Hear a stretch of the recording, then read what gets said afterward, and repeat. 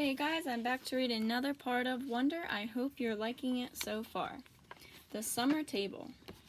Hey, is this seat taken? I looked up and a girl I never saw before was standing across from my table with a lunch tray full of food. She had long, wavy brown hair and wore a brown t-shirt with a purple peace sign on it. No, I said. She put her lunch tray on the table, plopped her backpack on the floor, and sat down across from me. She started to eat the mac and cheese on her plate. Ugh, she said after swallowing the first bite. I should have bought a sandwich like you did. Yeah, I said, nodded.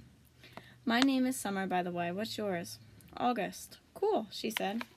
Summer. Another girl came over to the table carrying a tray. Why are you sitting here? Come back to the table. It was too crowded. Summer answered her. Come sit here, there's more room.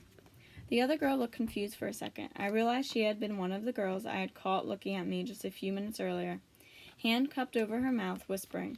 I guess Summer had been one of the girls at that table, too. Never mind, said the girl, leaving. Summer looked at me, shrugged, smiled, and took another bite of her mac and cheese. Hey, our names kind of match, she said as she chewed. I guess she could tell I didn't know what she meant. Summer, August, she said, smiling, her eyes wide open, as she waited for me to get it. Oh yeah, I said after a second. We can make the summer-only lunch table, she said. Only kids with summer names can sit here. Let's see, is there anyone here named June or July? There's Maya, I said. Technically, May is spring, Summer answered. But if she wanted to sit here, we could make an exception. She said it as if she'd actually thought the whole thing through. There's Julian, like that name Julia, which comes from July. I didn't say anything. There's a kid named Reed in my English class, I said. Yeah, I know Reed, but how is Reed a summer name, she asked. I don't know, I shrugged. I just picture like a reed of grass being a summer thing. Yeah, okay, she nodded, pulling out her notebook. And Miss Patusa could sit here, too. That kind of sounds like the word petal, which I think of it as a summer thing, too. I have her for homeroom, I said. I have her for math, she answered, making a face. She started writing the list of names on the second-to-last page of her notebook. So who else, she said. By the end of lunch, we had come up with a whole list of names of kids and teachers who could sit at our table if they wanted. Most of the names weren't actual summer names, but they were names that had some kind of connection to summer. I even found a way of making Jack Will's name work by pointing out that you could turn his name into a sentence about summer, like Jack will go to the beach, which Summer agreed with would work fine. But if someone doesn't have a summer name and wants to sit with us, she said very seriously, we'll still let them if they're nice, okay? Okay, I nodded, even if it's a winter name. Cool beans, she answered, giving me a thumbs up. Summer looked like her name. She had a tan, and her eyes were green like a leaf. 1 to 10. Mom had always had this habit of asking me how something felt on a scale of 1 to 10. It started after I had my jaw surgery, when I couldn't talk because my mouth was wired shut. They had taken a piece of bone from my hip bone to insert into my chin to make it look more normal. So I was hurting in a lot of different places. Mom would point to one of my bandages, and I would hold up my fingers to show her how much it was hurting. 1 meant a little bit, 10 meant so much. Then she would tell the doctor when he made his rounds what needed adjusting or things like that. Mom got very good at reading my mind sometimes. After that, we got into this habit of doing the 1 to 10 scale for anything that hurt. Like if I just had a plain old sore throat, she'd ask 1 to 10, and I'd say 3, or whatever it was. When school was over, I went outside to meet Mom, who was waiting for me at the front entrance, like all the other parents or babysitters. The first thing she said after hugging me was, So, how was it? 1 to 10. 5, I said, shrugging, which I could tell totally surprised her. Wow, she said quietly, that's even better than I hoped for. Are we picking Via up? Miranda's mother is picking her up today. Do you want me to carry your backpack, sweetness? We had started walking through the crowd of kids and parents, most of whom were noticing me, secretly pointing me out to each other. I'm fine, I said. It looks too heavy, Auggie. She started to take it from me. Mom, I said, pulling my backpack away from her. I walked in front of her through the crowd. See you tomorrow, August. It was Summer. She was walking in the opposite direction. Bye, Summer, I said, waving at her. As soon as we crossed the street and were away from the crowd, Mom said, Who is that, Auggie? Summer. Is she in your class? I have lots of classes. Is she in any of your classes, Mom said. I don't know. Mom waited for me to say something else, but I just didn't feel like talking. So it went okay, said Mom. I could tell she had a million questions she wanted to ask me. Everyone was nice? Did you like your teachers? Yeah. How about those kids you met last week? Were they nice? Fine, fine. Jack hung out with me a lot. That's so great, sweetie. What about the boy Julian? I thought about that Darth Sidious comment.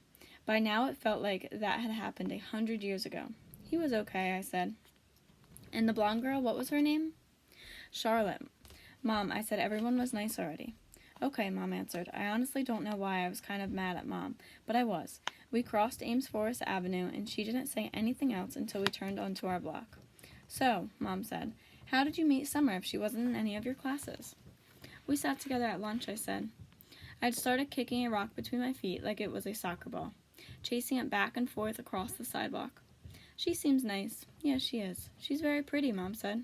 Yeah, I know, I answered. We're kind of like Beauty and the Beast. I didn't wait to see Mom's reaction. I just started running down the sidewalk after the rock, which I had kicked as hard as I could in front of me.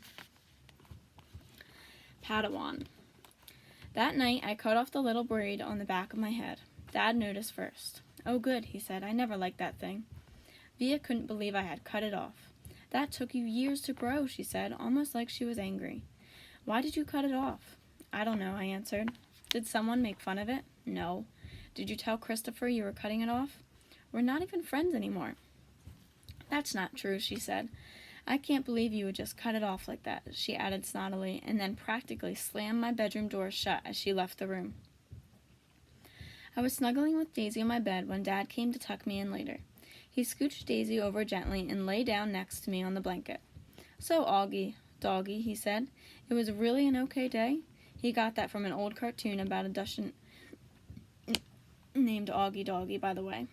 He had bought it for me on eBay when I was about 4, and we watched it a lot for a while, especially in the hospital. He would call me Auggie Doggy, and I would call him Dear Old Dad, like the puppy called the dad on the show. Yeah, it was totally okay, I said, nodding. You've been so quiet all night long. I guess I'm tired. It was a long day, huh? I nodded. But it really was okay? I nodded again. He didn't say anything, so after a few seconds I said, it was better than okay, actually. That's great to hear, Auggie, he said quietly, kissing my forehead. So it looks like it was a good call Mom made. You're going to school. Yeah, but I could stop going if I wanted to, right? That was the deal, yes, he answered. Though I guess it would depend on why you wanted to stop going too, you know? You'd have to let us know. You'd have to talk to us and tell us how you're feeling and if anything bad was happening, okay? You promise you'd tell us?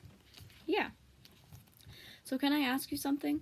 Are you mad at Mom or something? You've been kind of huffy with her all night. You know, Auggie, I'm as much to blame for sending you to school as she is.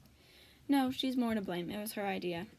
Mom knocked on the door just then and peeked her head inside my room. Just wanted to say goodnight, she said. She looked kind of shy for a second. Hi, Mama, Dad said, picking up my hand and waving it at her. I heard you cut off your braid, Mom said to me, sitting down at the edge of the bed next to Daisy. It's not a big deal, I answered quickly. I didn't say it was, said Auggie. Why don't you put Auggie to bed tonight? Dad said to Mom, getting up. I've got some work to do anyway. Good night, my son. That was another part of our Auggie Doggy routine. Though I wasn't in the mood to say good night, dear old Dad, I'm so proud of you, said Dad, and then he got up out of my bed. Mom and Dad had always taken turns putting me to bed. I know it was a little babyish of me to still need them to do that, but that's just how it was. Will you check in on Via? Mom said to Dad as she lay down next to me. He stopped by the door and turned around. What's wrong with Via? Nothing, said Mom, shrugging. At least that's what she would tell me, but first day of high school and all that. Said Dad, and then he pointed his finger at me and winked. It's always something with you kids, isn't it? He said. Never a dull moment, said Mom. Never a dull moment, said Dad. Good night, guys.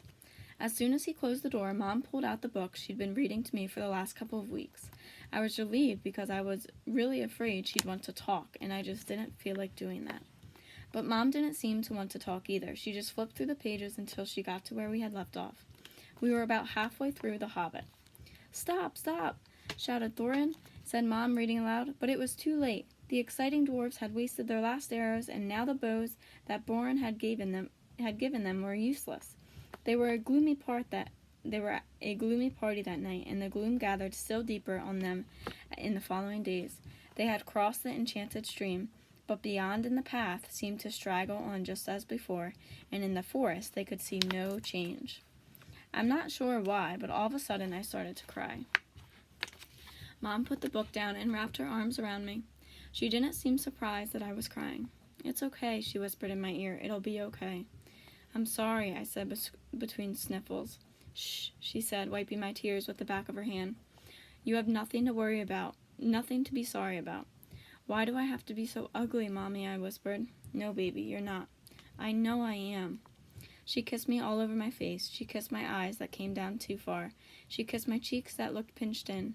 She kissed my tortoise mouth. She said soft words that I know were meant to help me, but words can't change my face. Alright guys, we're going to stop there for today. You can listen back tomorrow and we'll read another part.